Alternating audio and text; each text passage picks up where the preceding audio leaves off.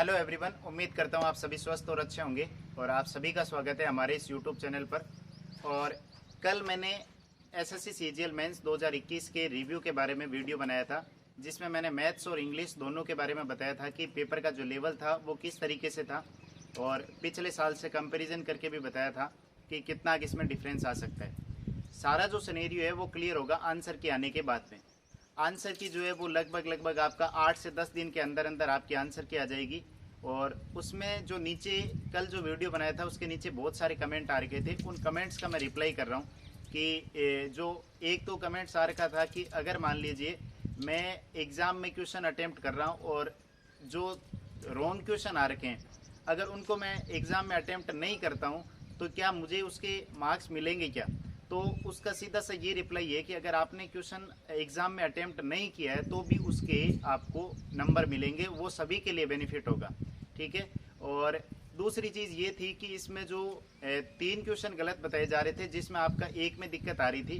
तो मैंने जो एग्ज़ाम दिया था वो हिंदी में दिया था, और हिंदी में अगर आप देखेंगे तो जो नंबर सिस्टम का क्वेश्चन था उसमें आपका पहली लाइन यही दे रखी थी कि एक संख्या जिसके 2 अंकों का योग 10 है तथा उस संख्या के अंकों को आपस में पलट दिया जाता है तो उनका जो डिफरेंस है वो 36 है। और फिर नीचे आपके ऑप्शन थे, पहला ऑप्शन था कि उन दोनों अंकों का अंतर 4 है। सेकंड ऑप्शन था कि संख्या 84 हो सकती है। थर्ड ऑप्शन था कि ये एक संयुक्त संख्या है। तो यहाँ पर अगर आप देखेंगे तो 84 में अंकों का योग जो था वो 12 था, तो वहाँ पर वो क्वेश्चन वैसे ही डिलीट हो जाता है और उन 1 2 3 में से कोई सा भी ऑप्शन मैच नहीं कर रहा था। अब इंग्लिश में हो सकता है कि वहाँ पर 10 नहीं दे रखा हो, मैंने इंग्लिश में नहीं पढ़ा था। अगर आपने इंग्लिश में उसको अटेम्प्ट किया तो आप उसका बता सकते हैं कि उसमें क्या था। एक तो ये वाला था। सेकंड आपका था कॉमन कोड का कि 2 सर्किल दे रखे थे जिनकी जो रेडियस थी वो 36 दे रखी थी, और उनकी कॉमन जो टेंजेंट पूछी थी कि उसकी लंबाई कितनी होगी, तो उसका आंसर मैच नहीं कर रहा था।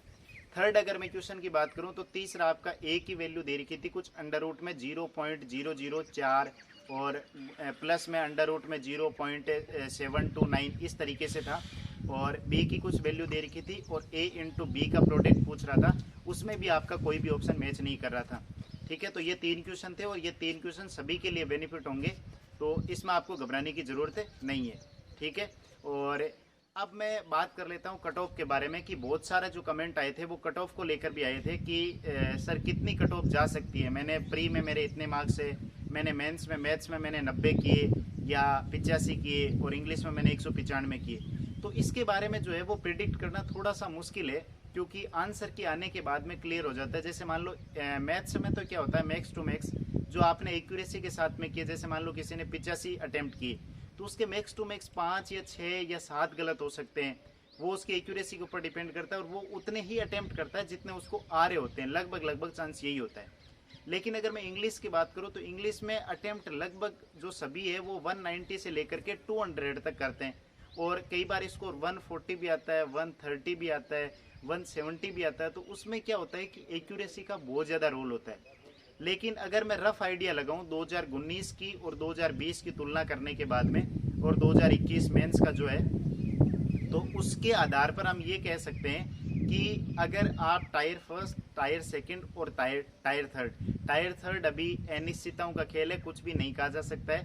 तो अगर इन तीनों को मिला करके मेरे हिसाब से जिसके 540 यानी 540 नंबर जनरल कैटेगरी से आएंगे उसका सिलेक्शन श्योर है, उसको कोई नहीं रोक सकता। अब ये कट ऑफ जो है वो थोड़ी सी कम भी जा सकती है, क्योंकि 540 तो मैक्सिमम है, इससे ऊपर कट ऑफ जाएगी नहीं। और 540 से नीचे भी आ सकती है, क्योंकि अगर मान लो डिस्क्रिप्टिव में थोड़ा सा मार्किंग कम हो गई तो कट ऑफ नीचे आ सकती है, वो एक फैक्टर और हो सकता है। तो हम तीनों का लेके चल सकते हैं। टायर सेकंड तक हम सेफ नहीं कह सकते कि मैं अगर आपको बोल दूं कि प्री और मेंस दोनों में जिसके 490 आ रहे हैं वो सेफ है, तो 490 के बाद में अगर मान लो आपके डिस्क्रिप्टिव में 40 नंबर दे दिए और आप इस उम्मीद के साथ में मान लो 2 से 3 महीने या फिर 2.5 महीने रिजल्ट का वेट कर रहे हैं, और वेट करने के बाद में आपका सारा मामला चौपड़ हो गया, तो वहाँ पर वो थोड़ी सी मुश्किल हो जाती है। तो आपको अभी क्या करना है, ये जितने भी आपके आ रहे हैं कि रिव्यू का किसी जो जिस पर भी आप ट्रस्ट कर रहे हैं, एक बार आंसर के आने के बाद में देख लीजिए सारा कुछ इसका, और ज़्यादा जो है इसके बारे में आप चर्चा नहीं करें, क्योंकि आंसर की आएगी सारा सिनेरियो क्लियर हो जाएगा। उसके बाद में आप एक बार टायर खरीद लीजिए और 2022 का जो टारगेट है उसको आप अचीव कीजिए। जिसके जैसे मैथ में जिसने 80 अटेम्प्ट किए तो वहाँ पर उसकी आंसर के आने के बाद में क्या गलतियाँ, उस पर काम करना स्टार्ट कीजिए और 2022 को अभी से टारगेट कर दीजिए आप। तो उससे क्या होगा कि आपका 2022 का जो सिनेरियो होगा वो सारा का सारा क्लियर हो जाएगा। अब जैसे मान लो प्री में और मेंस में जो नंबर आ रहे थे उसके आधार पर आपको इसमें कुछ ना कुछ इस तरीके से करते रहना है, ठीक है। तो बाकी एक वीडियो में मैथ्स की मैं पूरी स्ट्रेटेजी लेकर के उसमें डिस्कस कर दूंगा। तो ये वीडियो मैथ्स की स्ट्रेटेजी का जो है वो कल मैं डाल दूंगा कि कौन कौन सी बुक आपको पढ़नी है और किस तरीके से इसमें आपको टेस्ट सीरीज देनी है और कौन कितने कितने क्वेश्चन आप रोज टारगेट करें कि 2022 के प्री तक आप पूरा कोर्स इसका कंप्लीट कर ले। और रीजनिंग का रिसोर्स भी बता दूंगा कि ताकि आप 2-2.5 महीने में अच्छा 45 प्लस स्कोर कर पाएंगे। तो आज के वीडियो में बस इतना ही। Thanks for watching this video.